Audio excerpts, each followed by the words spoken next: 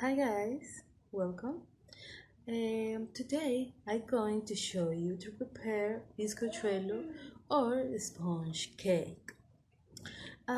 This is a typical huila recipe and at the San Pedro festivities.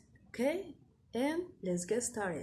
These are the ingredients: a mold, 4 eggs, coconut essence, bake powder, 1 cup of sugar, 1 cup of flour, cream of milk, and 1 cup of vegetable oil.